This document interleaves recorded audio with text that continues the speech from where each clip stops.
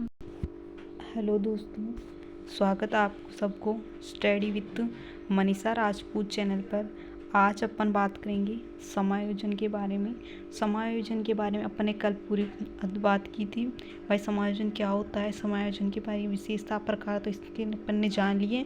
और आगे आपके बहुत सारे समायोजन में आपके प्रकार वगैरह इन सब के बारे में इस वीडियो के अंदर जानेंगे। ये टॉपिक आपके रीट परी में बहुत इंपॉर्टेंट रहने वाला है। तो आप रीट परी के साथ ही रीट मेंस की भी तैयारी करें, क्योंकि आप जितनी मजबूत तैयारी रीट परी की करोगे तो उतनी आपकी मजबूत तैयारी रीट मेंस की होगी। तो आप वीडियो का एंड तक जरूर बने रहें, वीडियो को लाइक और सब्सक्राइब करें, ज़्यादा से ज़्यादा दोस्तों तक शेयर करें। क्योंकि आपके मैंने समायोजन का जो टॉपिक थोड़ा बहुत हुआ पूरा नहीं, मतलब आपके 10-12 मिनट का जो मैंने बना रखा वीडियो, तो वहाँ जाकर आप ज़रूर देखें। और वो भी नोट्स के साथ पूरा बना रखा, पूरा समझा रखा है मैंने आपको। मतलब वापस सीधे पढ़ने की ज़रूरत नहीं है, याद करने की ज़रूरत नहीं है। तो अब मैं आपको अपने साथ ही याद करवाती जा रही हूँ, तो आप अपने साथ ही याद करते जाएँ। और आज वीडियो बहुत इंपॉर्टेंट रहने वाला है, तो वीडियो के लास्ट टाइम तक ज़रूर बने रहिए। तो अपन आगे बढ़ते हैं, तो बात करते हैं समायोजन। समायोजन कल बात कर ली, उससे अपन अधूरी पार्टी जो बच रहा था उसकी बात तो अपन इस वीडियो के अंदर करते हैं। तो आगे अपन बढ़ते हैं समायोजन। तो कल अपन ने जाना था समायोजन जो होता है दो शब्दों से मिलकर बना होता है। एक तो होता है सम, एक होता है आयोजन। सम जो होता है आपके अच्छी तरह होता है, और आयोजन के बारे में व्यवस्था होती है। तो और अपन ने इन सब के बारे में जाना। और इसमें अपन कल जाना तब एल एस सेफर क्या होता है, सकीनर ने क्या बताया। सकीनर ने बताया था कि समायोजन एक आपकी अधिगम की प्रक्रिया है। वही गेट्स व अन्य वैज्ञानिकों ने भी बताया था कि ये आपके समायोजन जो होती है वो निरंतर चलने वाली प्रक्रिया होती है, जो अपने व्यक्ति अपने वातावरण के मध्य संतुलन रखता है। कोलमैन ने भी अपने वातावरण के सुसंबंधों के बारे में बताया। इन सब के और समायोजन की प्रक्रिया भी अपन ने जानी कि समायोजन की जो प्रक्रिया होती है वो मेन रूप से दो प्रकार की होती है। एक आपके व्यक्तिगत समायोजन, एक अंतर व्यक्ति समायोजन के बारे में अपन ने कल जान लिया। अब अपन बात करेंगे समायोजन की विशेषता एवं प्रकृति। तो अपन आज जानेंगे समायोजन की विशेषता एवं प्रकृति। समायोजन की विशेषता प्रकृति क्या होती है, तो इसके बारे में अपन इस वीडियो के अंदर जानेंगे। तो जैसा आपके समायोजन जो होती है वो आपकी निरंतर चलने वाली प्रक्रिया होती है। इसी के साथ समायोजन जो होती है आपके शारीरिक मानसिक संतुलित जो बनाए रखती है, उसमें आपके समायोजन बहुत इंपॉर्टेंट होता है। समायोजन होता है मतलब अच्छे व्यवहार, व्यक्ति के अच्छे व्यवहार वातावरण दोनों का जो परिवर्तन होता है वो आपके समायोजन पर डिपेंड करता है। समायोजन जो होता है एक संशोधनीय प्रक्रिया है। समायोजन एक संशोधनीय प्रक्रिया है। समायोजन आपके निरंतर चलने वाली प्रक्रिया है। समायोजन एक शारीरिक मानसिक प्रक्रिया है। समायोजन चाहे व्यक्ति वातावरण दोनों के ऊपर निर्भर करता है। आगे अपन बात करते हैं समायोजन एक उद्देश्य युक्त प्रक्रिया है। समायोजन एक अधिगम की प्रक्रिया है। उसी के साथ अपन बात करते हैं समायोजन जो है एक प्रक्रिया एवं उपलब्धि है। मानसिक स्वास्थ्य समायोजन के साथ घनिष्ठ संबंध भी रखता है। माने समायोजन जो होता है मानसिक स्वास्थ्य के साथ जो होता है घनिष्ठ संबंध रखता है, क्योंकि जितना आपका मानसिक स्वास्थ्य अच्छा होगा उसी तरह आपका व्यवहार जो होगा आपके अच्छा होगा। उसी साथ अपन ये मनोविज्ञान और शारीरिक दोनों प्रकार हो सकते हैं। एक मनोविज्ञान मतलब आप मानसिक शारीरिक मतलब शारीरिक समायोजन होता है। समायोजन जो होता है आपके बहुआयामी भी होता है। मानसिक स्वास्थ्य समायोजन के साथ ही घनिष्ठ संबंध रखता है। समायोजन एक प्रक्रिया उपलब्धि है। समायोजन एक युक्ति प्रक्रिया है। जैसे अपन बात करते हैं समायोजन बहुआयामी होती है। ये किस प्रकार होती है, जैसे स्वास्थ्य समायोजन है, संवेगात्मक समायोजन है, मानसिक समायोजन है। उसी के साथ अपन बात करते हैं सामाजिक समायोजन है, व्यावसायिक समायोजन है, घरेलू समायोजन है। तो ये आपके और समायोजन जो होता है व्यक्ति वातावरण के मध्य जो सुसंगत संबंध स्थापित करता है वो आपके समायोजन है। समायोजन एक अंतिम लक्ष्य जो आपके अंतिम लक्ष्य प्राप्त होता है उसका स्वप्रतिष्ठीकरण होता है। समायोजन एक सामान्य चेतना महत्वपूर्ण है। समायोजन एक सकारात्मक होता है। समायोजन व्यक्ति व समाज जोड़ने वाली मतलब दो जैसे आप व्यक्ति और समाज को कैसे जोड़ते हैं ये आपके समायोजन में महत्वपूर्ण भूमिका होती है। तो अपन समायोजन के बारे में देखा, सामाजिक विशेषता क्या प्रकार की होती है इसके अपन ने जान लिया। आप साथ में याद करते जाएं, आपको वापस बाद में पढ़ने की ज़रूरत नहीं है। तो इसी के साथ आप तैयारी करते जाएं, क्योंकि ये टॉपिक आप रीड परी के साथ ही रीड पेंस में दोनों में बहुत इंपॉर्टेंट रहने वाला है। नेक्स्ट अपन बात करते हैं जैसे समायोजन जो होते हैं इसके आपके अपने टॉपिक दे रखे हैं, ऐसे क्वेश्चन पूछ लेंगे आपके 3 ऐसे दे देंगे भाई समायोजन निरंतर चलने वाली प्रक्रिया है, समायोजन व्यक्ति व्यवहार दोनों में संबंध रखती है, समायोजन आपके संशोधनीय प्रक्रिया है।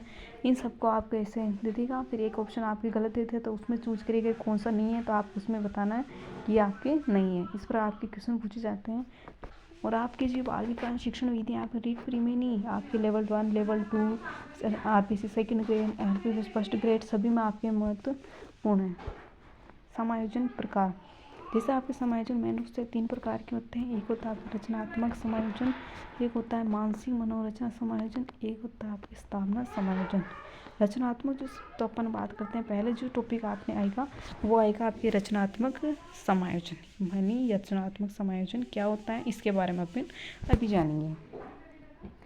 आपको भी यदि नॉलेज हो इस टॉपिक में, आपको यदि MCQ क्वेश्चन कुछ चाहिए हो तो आप कमेंट करके जरूर बता दें आप वीडियो में कि हमें इसके MCQ क्वेश्चन चाहिए। जैसे आपका टॉपिक समायोजन पूरा होगा तो इसके बाद ही अपन 50 क्वेश्चन का MCQ क्वेश्चन तैयार करेंगे। तो आप ज़रूर बताना कि आप इस टॉपिक में कितने क्वेश्चन आएंगे, कितने क्वेश्चन आपके आएंगे, क्योंकि समायोजन टॉपिक आपके बाल विकास का टॉपिक है और आपकी रीड प्री में आपके 2 नंबर का आएगा, तो आप एक भी इसमें छोड़ नहीं सकते।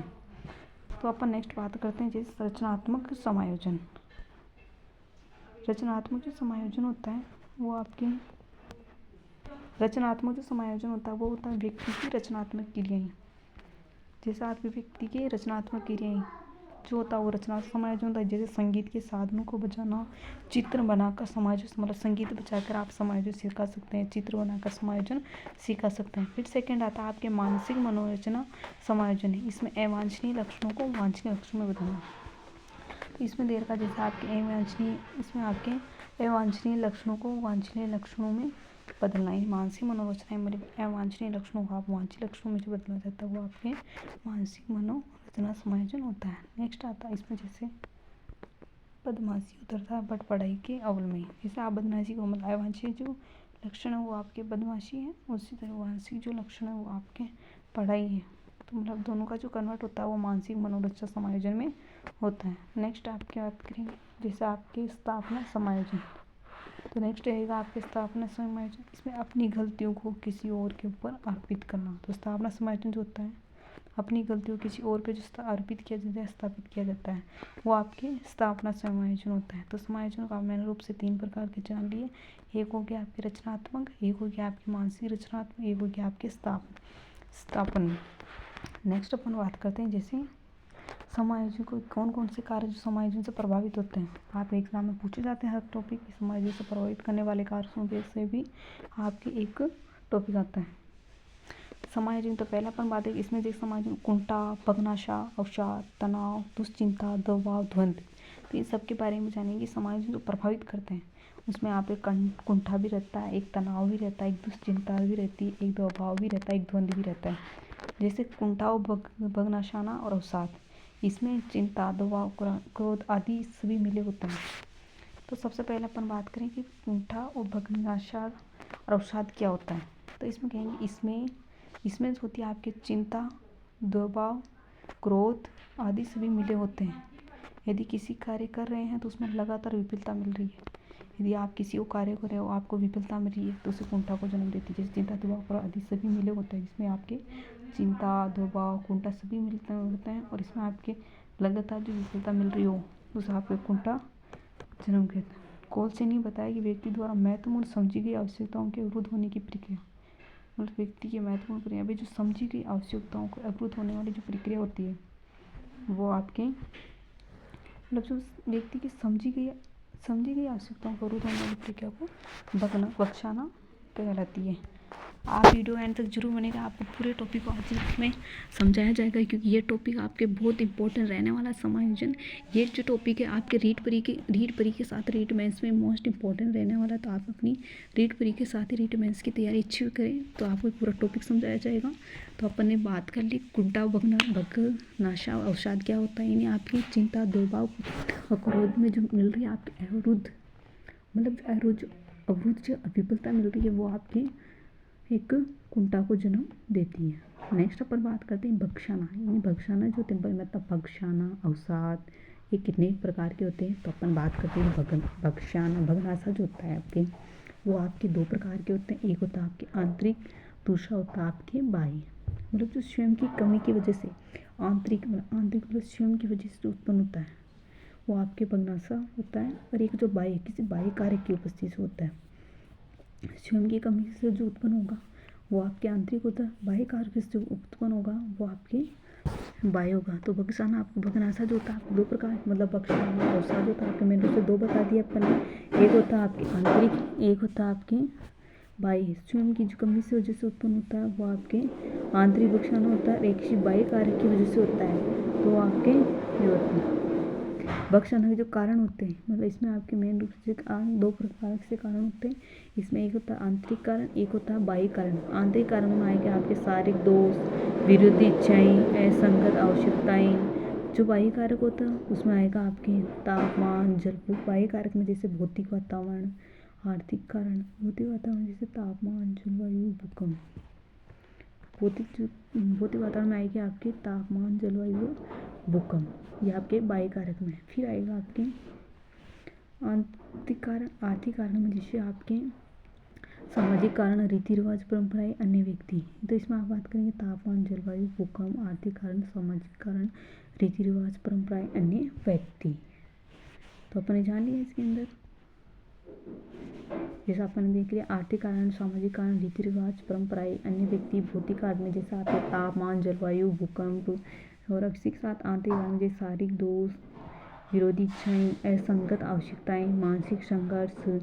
और इसी के साथ बगसाना में सबसे बड़ा आंतरिक कारक रोजबेस तो क्या होता है, रोजबेस कुंठा तस्वीर परीक्षण यानी 22 में रोजबेस ने कुंठा तस्वीर कुछ बाहरी परीक्षण किए हैं, कुंठा आक्रमण परिकल्पना।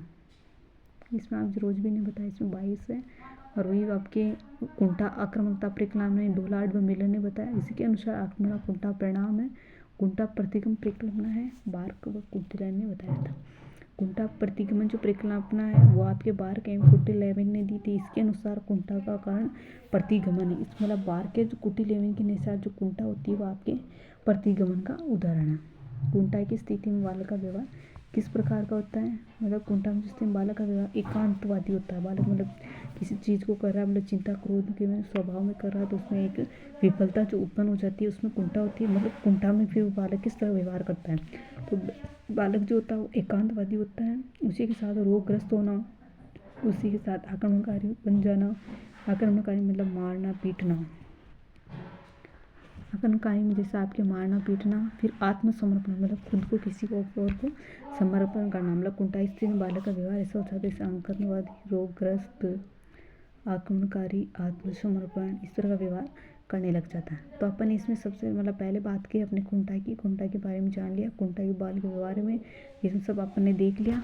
और वीडियो एंड तक जरूर बने रहे, आपके पूरे टॉपिक को इसमें समझाया जाएगा। इसे समझा इसका आपका नोट्स भी लिखा जाएगा। ये नोट्स बिल्कुल करेक्ट नोट्स हैं, मैंने हाथों से तैयार किए। ये नोट्स के साथ ही आपको अच्छी तरह से समझाया भी जाएगा। आगे बढ़ते हैं, जैसे फिर बात करते हैं अपन तनाव। भाई तनाव क्या होता है? तनाव जो होता है ये व्यक्ति की असंतुलन दशा है जो व्यक्ति को अपनी उत्तेजित दिशा का अंत करने के लिए प्रेरित करते हैं। ये व्यक्ति की असंतुलन दशा हो जाती है, मतलब तनाव के कारण जो व्यक्ति होता है असंतुलन की तरह व्यवहार करने लग जाता है, मतलब असंतुलन की तरह जो व्यवहार करने लग जाता है, तो उससे उत्तेजित दिशा को उन्नत करने प्रेरित करता है। ये गेट्स अन्य ने दिया था। तनाव उद्भिद के आधार पर जैसे घटना, मृत्यु, नौकरी इत्यादि। जैसे आपके इसमें घटना, नौकरी, जैसे घटना, मृत्यु, नौकरी इत्यादि तनाव की उत्पत्ति के आधार पर होता है। नेक्स्ट अपन मतलब तनाव की उत्पत्ति के आधार पर जैसे घटना, मृत्यु, नौकरी। फिर तनाव की अनुक्रिया के आधार पर। तनाव की अनुक्रिया के आधार पर बात करते हैं, इसमें चिंता, क्रोध, आक्रामकता। फिर नेक्स्ट तनाव पर लेजारस और फोकमैन ने संबंधात्मक उपागम, अंतःक्रियात्मक उपागम दिया। इन्होंने कहा कि तनाव व्यक्ति के वातावरण के मध्य संबंध स्थापित करता है। मतलब तनाव के कारण जो व्यक्ति होता है आपके असंतुलित व्यवहार करने लग जाता है। इसमें उत्पत्ति के कारण जैसे घटना, नौकरी, ये सब है। और तनाव की अनुक्रिया के आधार पर बात करते हैं, इसमें आपकी चिंता होने लग जाती है, क्रोध होने लग जाता है, आत्मकता होने लग जाता है। तनाव के प्रमुख सिद्धांत। तनाव के जो प्रमुख सिद्धांत है वो है संज्ञानात्मक लागत का सिद्धांत। फिर उसका ग्लास व सिंगर। संज्ञानात्मक क्रिया को प्रभावित होती है जब तनाव होता है। दैहिक उत्तेजन का सिद्धांत, तनाव होने पर हृदय गति, श्वसन गति, रक्तचाप का बढ़ना होता है। मतलब दैहिक उत्तेजन के सिद्धांत से व्यक्ति हृदय गति, श्वसन गति, रक्तचाप आदि बढ़ने लग जाते हैं। संज्ञानात्मक क्रिया को प्रभावित तनाव होता है।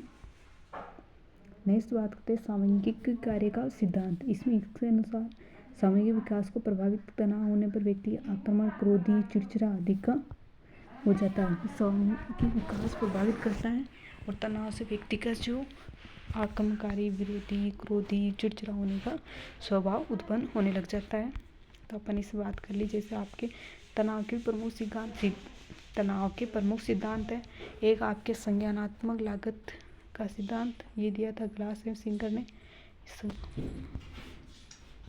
इसी के साथ तनाव के जो प्रमुख सिद्धांत है, संज्ञानात्मक लागत का सिद्धांत, संज्ञानात्मक क्रिया प्रभावित जब तनाव होता है। फिर अपन ने बात की दैहिक उत्तेजन का सिद्धांत। फिर अपन ने बात की सामयिक कार्य का सिद्धांत। फिर चौथी आपके निसहायता का सिद्धांत।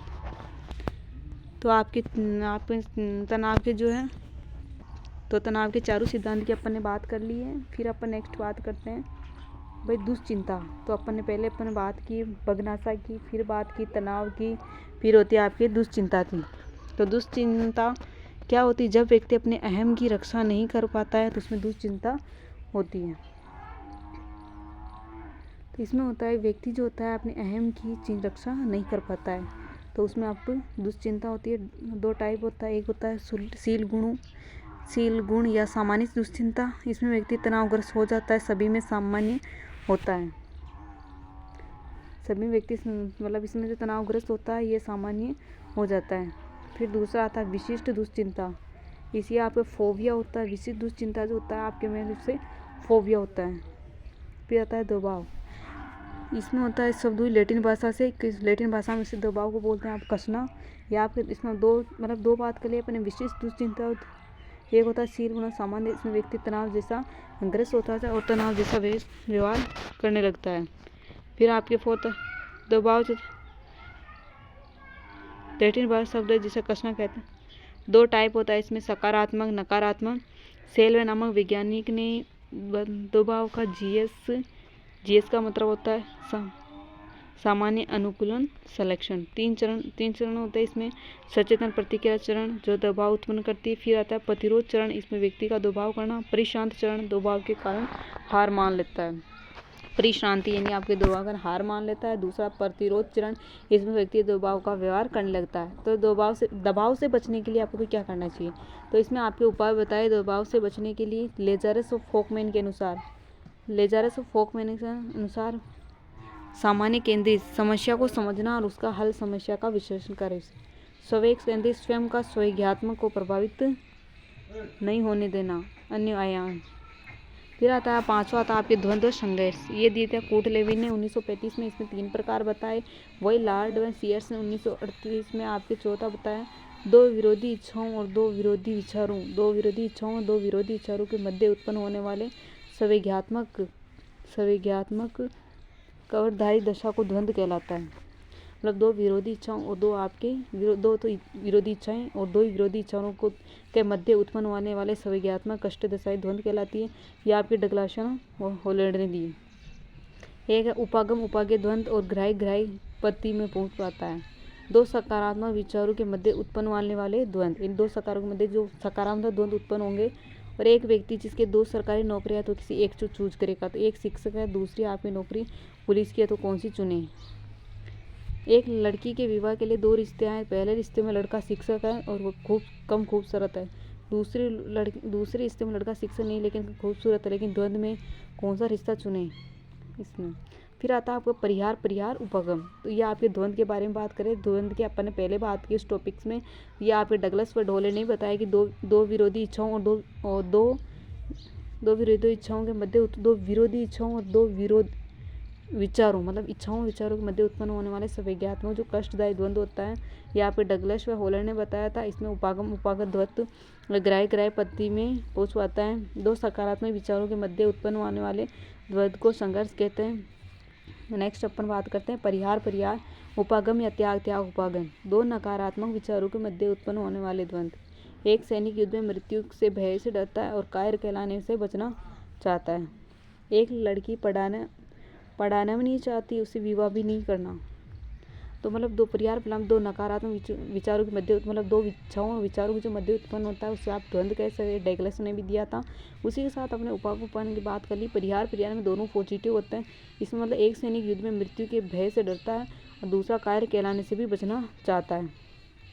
एक लड़की पढ़ना भी नहीं चाहती और उसे विवाह भी नहीं करना। उपागम परिहार द्वंद्व एक सकारात्मक नकारात्मक स्थिति के मध्य उत्पन्न होने वाले द्वंद्व। एक सकारात्मक नकारात्मक स्थिति मध्य उत्पन्न वाले द्वंद्व को एक व्यक्ति गाड़ी चलाना चाहता है तो वह किस्त भरने में घबराता है। एक व्यक्ति गाड़ी चलाना चाहता है पर किस्त भरने घबराता है। एक बालक अपनी गलती को मानना चाहता है पर एक शिक्षक को मार से डरता है। फिर चौथा आता है बहु उपागम परिहार द्वंद्व। दो या दो से अधिक सकारात्मक नकारात्मक विचारों लक्ष्यों के मध्य होने वाले द्वंद्व को कुसंयोजन के प्रकार। तो अपन ने बात कर ली द्वंद्व के आपके चार बोलते हैं। एक तो उपागम, दूसरा होता है परिहार, तीसरा होता है उपागम परिहार, चौथा आपके होता है बहु उपागम परिहार। फिर अपन बात करते हैं कुसंयोजन प्रकार। कुसंयोजन प्रकार क्या होता है अपन इस वीडियो के अंदर जानते हैं। जैसे आप जो ये वीडियो रीड परी के साथ रीड मेंस में बहुत इंपॉर्टेंट रहने वाला है, क्योंकि बाल विकास जो होता है आपके जरूरी नहीं कि आप एक इसमें आओ, या आपके RPS सेकंड ग्रेड में, फर्स्ट ग्रेड में, लेवल 1 में, लेवल 2, लेवल 3, ये सभी में आपके बहुत इंपॉर्टेंट रहता है। जैसे आपके कुसंयोजन प्रकार, सामान्य कुसंयोजन, गंभीर समायोजन, अति गंभीर समायोजन, यानी चोरी करना, झूठ बोलना, झगड़ा, भागने, गंभीर लंबे समय तक रहने वाला द्वंद्व, साइकोसिस, पागलपन, या आपके न्यूरोसिस या आपकी बीमारी। तो आपके मैंने जो पहले का वीडियो वो आपने study with Manisha Rajput channel पर पहले डाल रखा, अपलोड कर रखा है समायोजन में। तो आप पहले अपने पहले वीडियो को जाकर वहाँ देखें। फिर सेकंड वीडियो आप यहाँ अपलोड कर दिया गया और थर्ड वीडियो आपके नेक्स्ट वीडियो, तो आपको पूरा समायोजन पढ़ाया जाएगा। उसी के साथ ये नोट्स बहुत इंपॉर्टेंट रहने वाले हैं, तो आप इसे अच्छी तैयारी कर लें। जैसे आपका पूरा टॉपिक होगा उसका आपके MC क्वेश्चन तैयार करूँगी और आपको उसमें आपको टेस्ट देना है और लास्ट में कमेंट करके ज़रूर बताना है आपके कितने क्वेश्चन राइट हुए हैं। धन्यवाद।